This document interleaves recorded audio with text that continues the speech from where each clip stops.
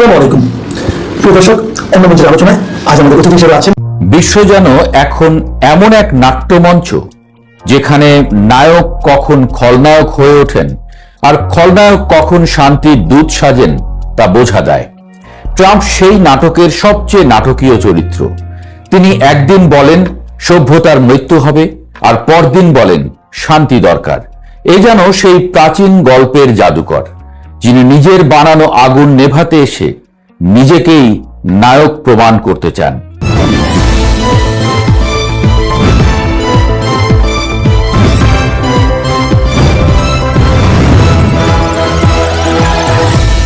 যুদ্ধ থামে কিন্তু ভয় থামে না, এই কথাটা ইতিহাসের বহু পাতা ঘেঁটে পাওয়া যায়।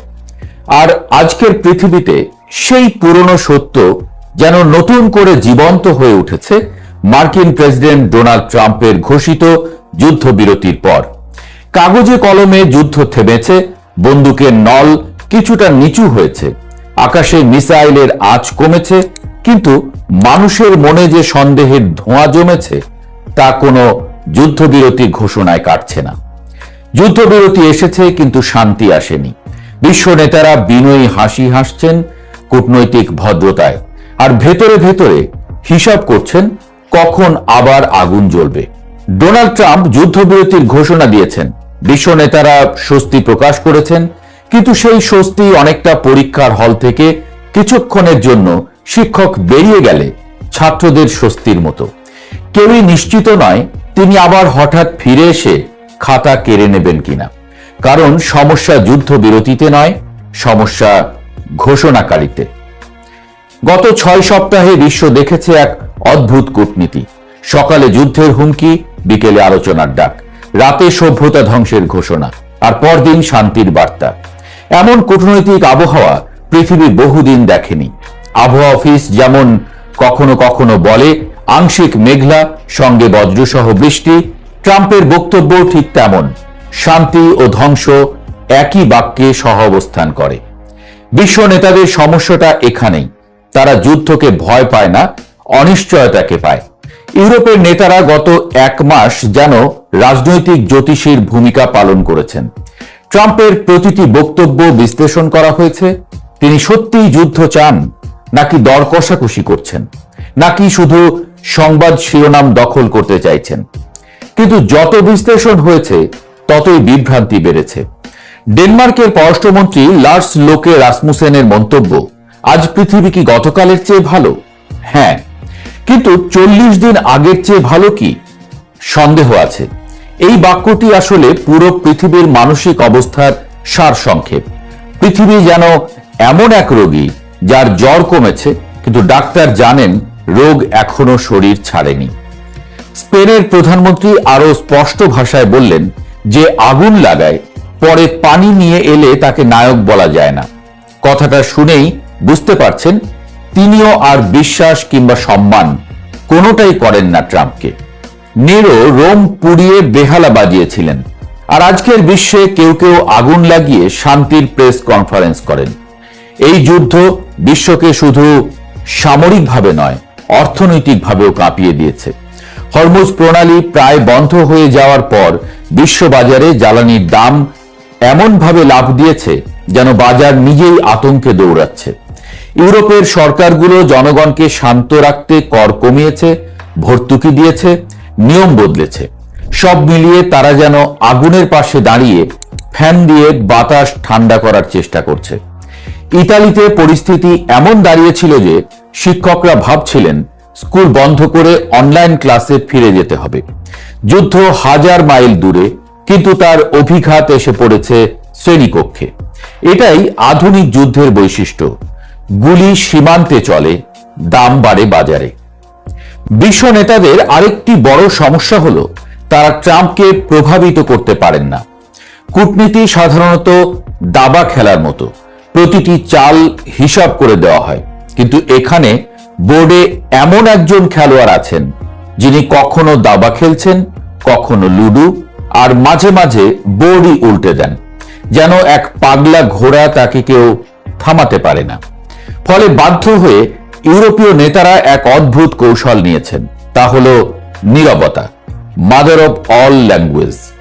ট্রাম্প যখন বললেন চুক্তি না হলে একটি সভ্যতার মৃত্যু হবে, তখন বড় বড় ইউরোপীয় নেতা প্রকাশ্যে সমালোচনা করলেন না, কারণ তারা জানেন কখনো কখনো প্রতিবাদ আগুন নেভায় না, বরং বাতাস দেয়।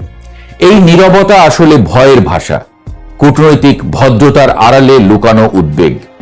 অন্যদিকে বিশ্বের বহু দেশ যুদ্ধবিরতিকে স্বাগত জানালেও মনে মনে হিসাব করছে এই বিরতি কি সত্যিই শান্তির জন্য নাকি পুনর্গঠনের জন্য। ইতিহাস বলে অনেক সময় যুদ্ধ থামে নতুন আক্রমণের প্রস্তুতির জন্য। সৈন্য বিশ্রাম নেয়, অস্ত্র পুনরায় সাজানো হয়, কৌশল বদলানো হয়। তাই যুদ্ধবিরতি শুনে অনেক দেশ আনন্দিত হলেও পুরোপুরি নিশ্চিত হতে পারছে না।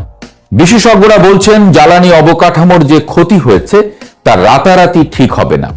অর্থাৎ যুদ্ধ থামলেও যুদ্ধের অর্থনৈতিক ছায়া দীর্ঘদিন থাকবে। যেমন ভূমিকম্প শেষ হলেও আফটার শক চলতেই থাকে। ট্রাম্পের দ্বিতীয় মেয়াদের বিশ্ব ব্যবস্থা আরো বড় প্রশ্ন তৈরি করেছে। তিনি মিত্র ও প্রতিপক্ষ দুপক্ষকেই একই সঙ্গে অনিশ্চয়তায় রেখেছেন। আগে বিশ্ব রাজনীতিতে বন্ধুত্ব ও শত্রুতার স্পষ্ট রেখা ছিল, এখন সেই রেখা পেন্সিলে আঁকা, যে কোনো সময় মুছে যেতে পারে। ফলে বিশ্ব নেতারা আজ এক নতুন বাস্তবতার মুখোমুখি। তারা বুঝতে পারছেন আমেরিকার সঙ্গে সম্পর্ক মানে এখন শুধু জোট নয়, মানসিক প্রস্তুতিও। কখনো কখনো সিদ্ধান্ত আসবে, তা অনুমান করাই সবচেয়ে কঠিন কাজ। অস্ট্রেলিয়ার প্রধানমন্ত্রী অ্যান্টনি আলবানিজ স্কাই নিউজকে বলেন তিনি এই চুক্তিকে স্বাগত জানান এবং যুদ্ধের শেষ চান। সাথে এও বলেছেন এ ধরনের ভাষা একজন মার্কিন প্রেসিডেন্টের জন্য সমীচীন নয়। এই মন্তব্য আসলে কূটনৈতিক ভাষায় বলা একটি দীর্ঘশ্বাস। যুদ্ধবিরতির ঘোষণার পর তেহরানের রাস্তায় মানুষ হাঁটছে, পতাকা উঠছে, কিন্তু সেই দৃশ্যেও এক ধরনের সতর্কতা আছে। মানুষ শান্তি উদযাপন করছে, কিন্তু পুরোপুরি বিশ্বাস করছে না। যেন যুদ্ধ তাদের শিখিয়ে দিয়েছে শান্তিও এখন অস্থায়ী। বিশ্ব রাজনীতির এই মুহূর্তটাকে অনেকটা নাটকের বিরতির মতো মনে হয়। দর্শকরা চা খেতে বাইরে গেছে, আলো জ্বলেছে, কিন্তু সবাই জানে নাটক শেষ হয়নি, ইন্টারভেল পর্ব চলছে, দ্বিতীয় অঙ্ক বাকি। আর সেই দ্বিতীয় অঙ্কের পরিচালক কে? এই প্রশ্নটাই বিশ্বকে অস্বস্তিতে রাখছে। কারণ ট্রাম্পের রাজনীতি পূর্বানুমান মানে না। তিনি কখনো আলোচনার টেবিলে বসেন, আবার হঠাৎ হুমকির ভাষায় ফিরে যান।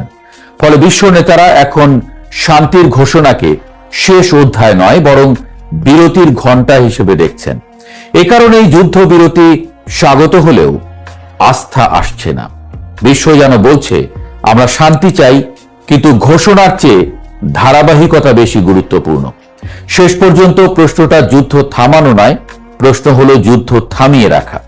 ইতিহাসে অনেক নেতা যুদ্ধ শুরু করেছেন, কেউ কেউ থামিয়েছেন, কিন্তু খুব কম মানুষই আছেন দীর্ঘ শান্তি নিশ্চিত করতে পেরেছেন। আজ পৃথিবী সেই পরীক্ষার ফলাফলের অপেক্ষায়। হয়তো এই যুদ্ধবিরতি সত্যিই শান্তির শুরু, আবার হয়তো একটি ঝড়ের আগে নীরবতা। বিশ্ব নেতারা তাই হাততালি দিচ্ছেন, কিন্তু চোখ সরাচ্ছেন না আকাশ থেকে। কারণ তারা জানেন যে মানুষ গতকাল বজ্রপাতের হুমকি দিয়েছিলেন, তিনি আজ রংধনুর কথা বললেও ছাতা ফেলে দেওয়া বুদ্ধিমানের কাজ নয়। পৃথিবী তাই এখন এক অদ্ভুত অবস্থায় দাঁড়িয়ে। যুদ্ধ নেই, শান্তিও নেই, আছে শুধু অপেক্ষা, আর অপেক্ষার নামই আজ বিশ্ব রাজনীতি। ইসলাম ধর্মে 40 সংখ্যাটি বড় তাৎপর্যপূর্ণ। রাসূল মুহাম্মদ সাল্লাল্লাহু আলাইহি সাল্লামের নবুয়ত লাভ 40 বছর বয়সে। নবী ইব্রাহিম আলাইহিস সালাম আগুনের মধ্যেও নাকি ছিলেন 40 দিন, পরে বিজয়।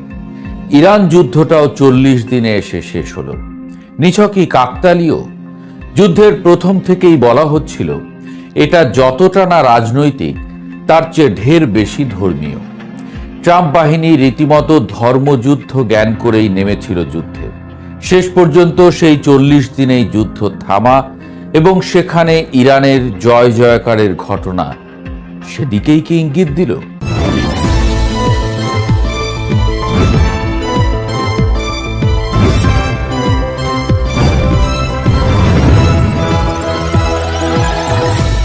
রাশিয়া বলছে যুদ্ধে পুরো দস্তুর জয় পেয়েছে ইরান। চীনের কথাও তাই। সারা বিশ্বই স্বাগত জানিয়েছে এই যুদ্ধবিরতিকে। 2026 সালের 8ই এপ্রিল যখন পারস্য উপসাগরের আকাশে বারুদের গন্ধ ছাপিয়ে শান্তির সাদা পায়রা ওড়ানোর ঘোষণা এলো, তখন হোয়াইট হাউসের সিচুয়েশন রুমে পিনপতন নীরবতা।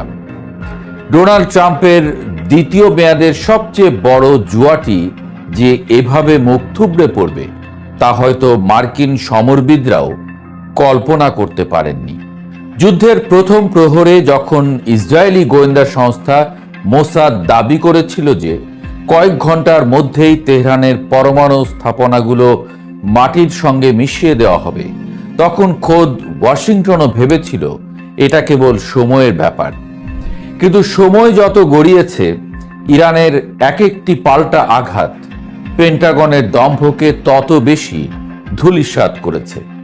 মস্কো থেকে পুতিন আর বেইজিং থেকে শি জিনপিং যখন তেহরানের অকুতোভয় প্রতিরোধের প্রশংসা করছেন, তখন স্পষ্ট হয়ে যায় যে পৃথিবীর ভূরাজনীতিতে এক নতুন মোড় ফিরে এসেছে।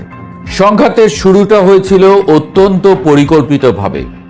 ট্রাম্প প্রশাসন আর নেতানিয়াহু জোট ভেবেছিল ইরানের অভ্যন্তরে অস্থিরতা সৃষ্টি করে তারা সহজেই রেজিম চেঞ্জ বা শাসন ক্ষমতার রদবদল ঘটিয়ে ফেলবে। কিন্তু মাটির গভীরে তৈরি ইরানের সেই মিসাইল সিটি বা ক্ষেপণাস্ত্র শহরগুলো থেকে যখন একের পর এক হাইপারসনিক ক্ষেপণাস্ত্র বের হয়ে আসছিল, তখন ইসরায়েলি আয়রন ডোম আর মার্কিন প্যাট্রিয়ট মিসাইল ডিফেন্স সিস্টেমগুলো স্রেফ খেলনায় পরিণত হয়। যুদ্ধের মাঝপথে ইরান যখন হরমুজ প্রণালীর নিয়ন্ত্রণ পুরোপুরি নিজের হাতে নিয়ে নেয়, তখন বিশ্ব অর্থনীতিতে যে সুনামি শুরু হয়েছিল তার ধাক্কা সামলানোর ক্ষমতা পশ্চিমাদের ছিল না। তেলের দাম আকাশচুম্বী হওয়ার পাশাপাশি আন্তর্জাতিক বাজারে সাপ্লাই চেইন ভেঙে পড়ায় মার্কিন মিত্ররাই ট্রাম্পের উপর চাপ বাড়াতে শুরু করে। এই লড়াইয়ে তেহরান প্রমাণ করে দিয়েছে যে স্রেফ প্রযুক্তি দিয়ে নয়, ভৌগোলিক অবস্থান আর ইস্পাত কঠিন মনোবল দিয়েও সুপার পাওয়ারকে হাঁটু গেড়ে বসানো সম্ভব। সবচেয়ে বড় চমক ছিল যুদ্ধের শেষ লগ্নে ইরানের উত্থাপিত সেই 10 দফা প্রস্তাব। ইসলামাবাদে যখন পাকিস্তানের প্রধানমন্ত্রী শাহবাজ শরীফ আর সেনাপ্রধান জেনারেল আসিম মুনিরের মধ্যস্থতায় দুই পক্ষ আলোচনার টেবিলে বসে, তখন তেহরানের প্রতিনিধিরা যে শর্তগুলো দিয়েছিলেন তা ছিল আদতে একটি বিজয়ী শক্তির ফরমান। ইরান সাফ জানিয়ে দেয় তাদের উপর থেকে সব ধরনের নিষেধাজ্ঞা একতরফাভাবে তুলে নিতে হবে এবং মধ্যপ্রাচ্য থেকে মার্কিন বাহিনীকে পাত্তারি গুটিয়ে বিদায় নিতে হবে। আশ্চর্যের বিষয় হলো যে ট্রাম্প যুদ্ধের শুরুতে তেহরানকে গুঁড়িয়ে দেওয়ার হুমকি দিয়েছিলেন, সেই ট্রাম্পই কেবল নিজের গদি বাঁচাতে আর তেলের বাজারের স্থিতিশীলতা ফেরাতে এই অপমানজনক শর্তের অনেকটাই মেনে নিতে বাধ্য হন। একেই রাশিয়া ও চীন বলছে ইরানের কৌশলগত বিজয়।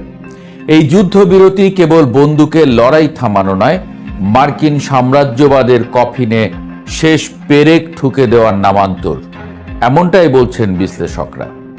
ইসরায়েলের জন্য এই যুদ্ধের ফলাফল ছিল ভয়াবহ। তাদের যে গোয়েন্দা জাল বা ইন্টেলিজেন্সের দাপট ছিল তা এই দীর্ঘ সংঘাতের পুরো সময়কালে চরমভাবে ব্যর্থ প্রমাণিত হয়েছে। ইরানের ড্রোনের ঝাঁক যখন তেল আবিবের গুরুত্বপূর্ণ সামরিক স্থাপনায় আঘাত হানছিল, তখন মার্কিন সহায়তার উপর নির্ভর করা ছাড়া নেতানিয়াহুর আর কোনোই পথ ছিল না।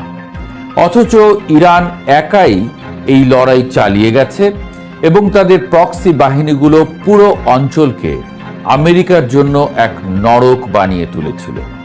পেন্টাগনের উচ্চপদস্থ কর্মকর্তারা এখন স্বীকার করছেন যে ইরানের ডিফেন্স ইন্ডাস্ট্রিকে তারা যতটা দুর্বল ভেবেছিলেন, বাস্তবতা ছিল তার ঠিক উল্টো।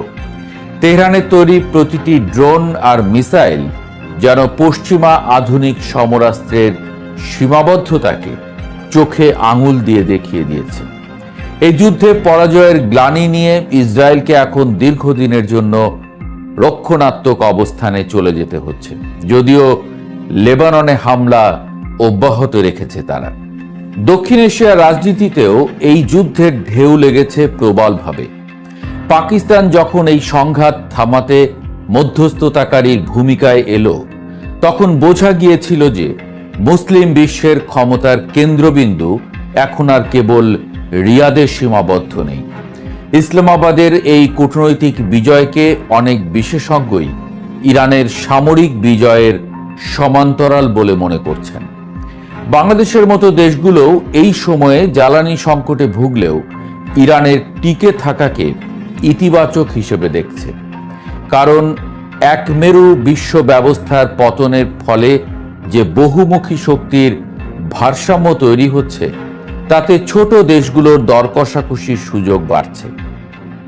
আন্তর্জাতিক গণমাধ্যমগুলো এখন হন্যে হয়ে খুঁজছে সেই কারণ, যে কারণে মার্কিন নৌবাহিনীর বিশাল বহরকেও পিছু হটতে হলো। উত্তরটা খুব সহজ। ইরান তাদের সার্বভৌমত্বের প্রশ্নে কোনো আপোষ করেনি এবং তারা জানত কিভাবে প্রতিপক্ষের সবচেয়ে দুর্বল জায়গায় আঘাত করতে হয়।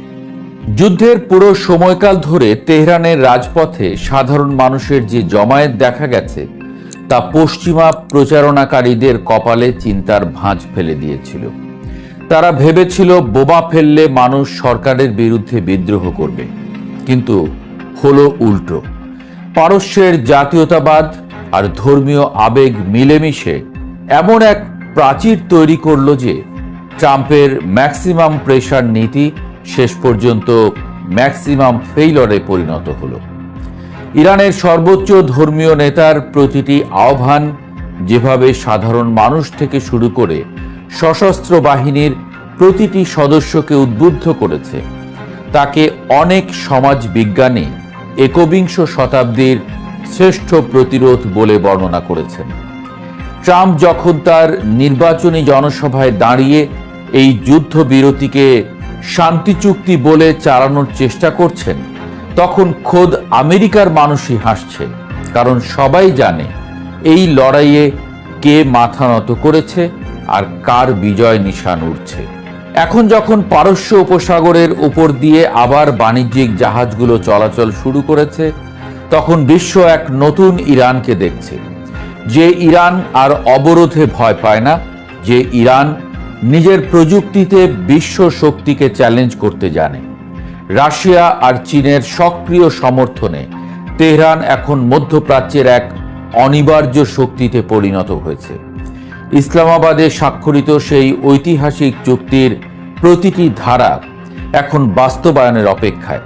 যদি ট্রাম্প প্রশাসন আবার কোনো ভুলচাল দেয়, তবে তেহরান যে আরও ভয়াবহভাবে ফিরে আসবে, তা যুদ্ধের এই দিনগুলো থেকে ওয়াশিংটন বেশ ভালোভাবেই টের পেয়েছে। ইতিহাসের পাতায় 2026 সালের এই দিন লেখা থাকবে এক অসম লড়াইয়ের গল্প হিসেবে, যেখানে সংখ্যাতত্ত্ব আর দৈবযোগ মিলেমিশে এক প্রাচীন সভ্যতার বিজয়কে নিশ্চিত করল। জয় শেষ পর্যন্ত প্রতিরোধেরই হলো, জয় হলো ইরানের।